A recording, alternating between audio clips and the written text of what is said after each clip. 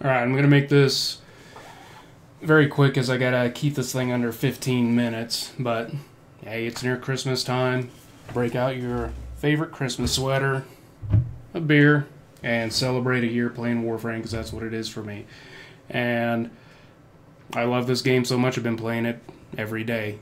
And with that, I just kind of wanted to go over the new frames that have been out since the beginning of the year, and just kind of say how they fit in the game, give them a grade. And I will say that after, going through all the frames, playing them pretty extensively, that this 2017 class is really strong. So with that said, let's start with Nidus. So Nidus was a pleasant surprise to a lot of people because his abilities are so good together, yet they're very good on their own. And you kind of see that flow down through like some of the other frames later on. Like I'd say Octavia is a good example, and he's just good. And I would like to see more done like him. The only knock I have on Nidus is he takes time to ramp up, and as such, he's not going to be able to do as many, or you wouldn't want to choose him for a lot of missions, because if you're just doing like, quick in and out of a lot of things, that's not his specialty. His specialty is to stay there and just keep building up strength. That coupled with his awkward boner, I really like him. He's great, and because of that one knock, I would give him like a 9.5 out of 10. It's that the fact you wouldn't use him as much that would keep him from being a perfect 10. And next up we had Banshee Prime come out, and won't go too much into her except nothing changed, just a new look, which is really good. She actually looks pretty dope now. Especially with like that soprano and even the regular Banshee Prime helmet, it looks great. Next up we have Octavia. And this to me was the most surprising frame, which I wouldn't have thought so, because when she first came out, she looked like this. She looks goofy as fuck. If you ever seen a grouper fish with them big ass mouths, and she's got permanent duck face. No one likes duck face, so tell all your girls that post on Facebook the same thing. No one likes that. Thankfully, they came out with a alternate helmet, which to me looks so much better. And you can play around with the colors and make her look better as well. Well, Octavia, her abilities like Nidus, they work really well together, and they can work good on their own. Like if you don't want the enemies shooting themselves, with a mallet, just have your metronome going. You can stealth. You could do any mission with her. Her least useful ability, her number 4, is still good because it amplifies the damage around you, and for your mallet, it doubles the range and the damage of it, so why not? And her passive, giving energy, which everyone wants. She, right now, is, I'd say, the best overall Warframe, and she is one of my favorites. When in doubt, bring Octavia, because she will get it done. Alright, next we had Harrow come out. And this has to be a bit of a testament of the class, if he's the worst at it, then this was a really good year. That's what he looked like normally. You can make him look better. I think he colors really well, and you can put the right accessories on him. He can look good. So Herro, the reason I say he's the least useful out of all of them, or the least of this class, which is still actually quite good, is because his abilities support others, and as such he's built as a support frame. The only problem is the resource that he needs to do this is enemies, and because of that, you're fighting with the damage dealers to get that. So if you're not getting the kills to do stuff, then you're not helping your team as much, which is, it kind of conflicts a bit. But his abilities are good. he can have double overshield. That's his passive, and he's solid. I like him. I don't play him as much, but I've seen some people who can play him really well. And I would give him like a 7. And I have to back up a bit. I didn't mention it before. Octavia would be a 10 because I really can't find any negatives with her. And Harrow would be a 7. Alright, next up we had Limbo, which wasn't scheduled for a Prime, but they reworked him anyway, and thankfully, because I freaking hated playing him a lot. And all my friends knew this.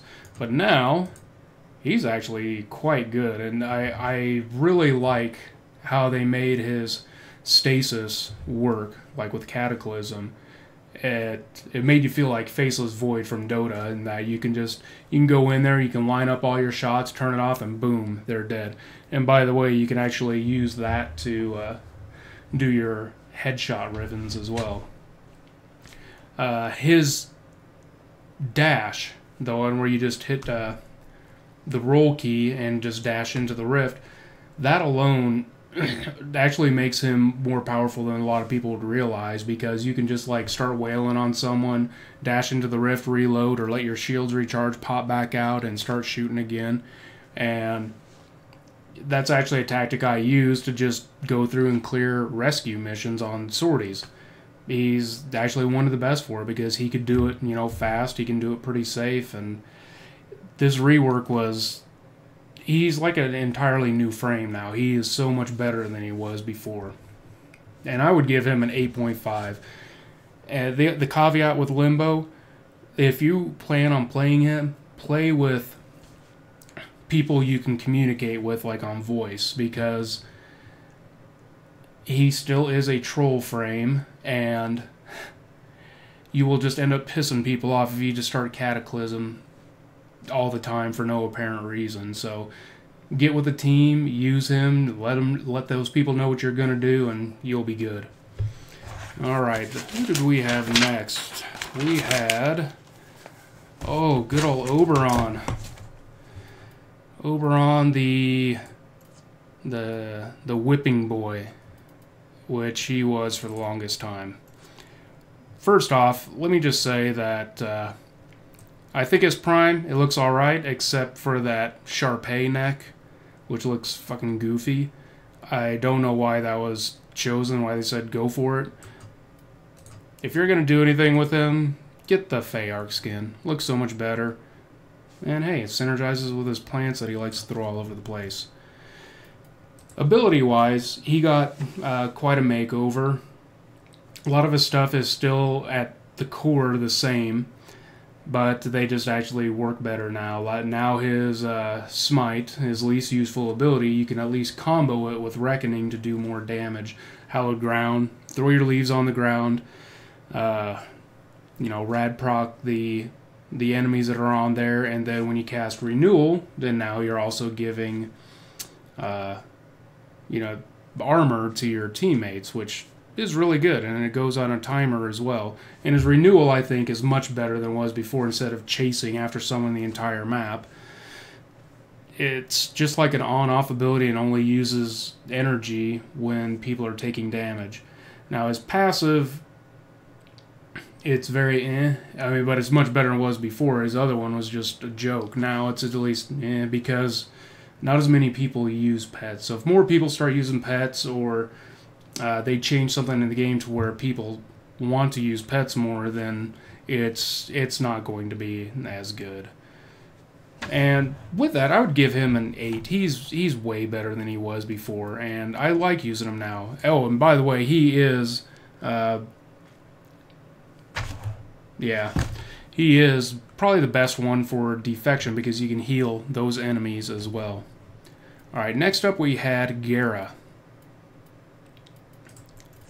which, if I were to do this 2 weeks ago, it would be a bit different.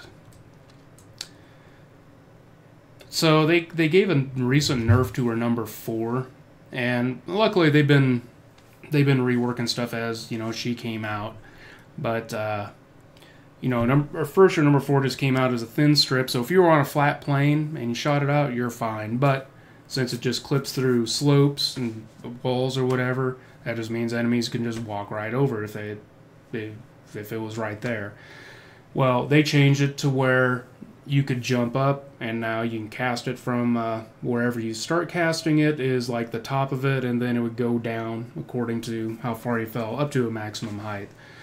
But it was good, and she basically became the queen of excavations because you could be in there forever and no one could get through. Well, now they changed that to where now sections of the walls have health and they will blow up, which does damage, but I still think they could probably use a little more health because it does go down quickly.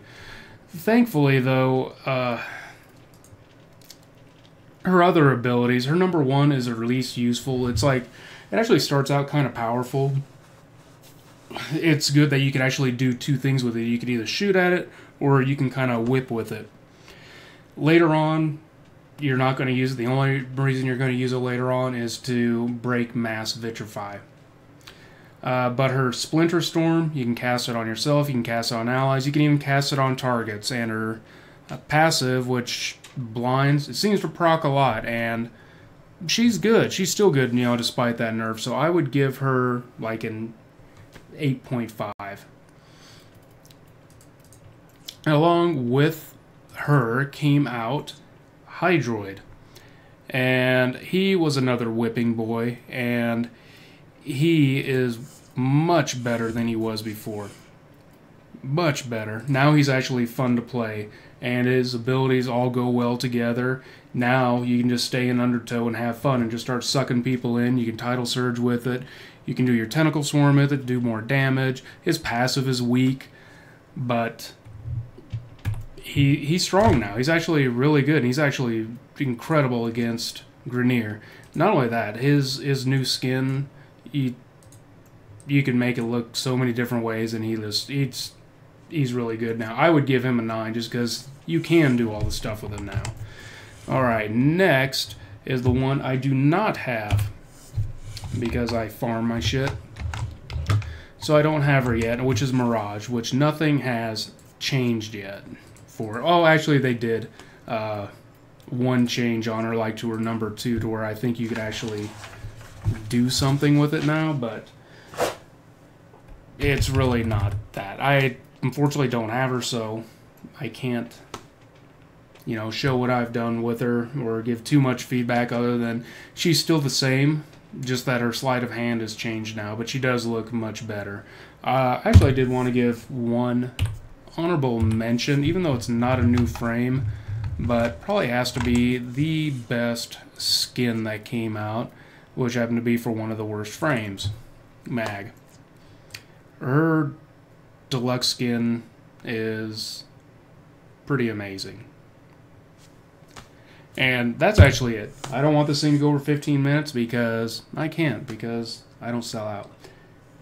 Anyway, that's really it. So I hope 2018 we have as strong of a year as 2017, because this is really good.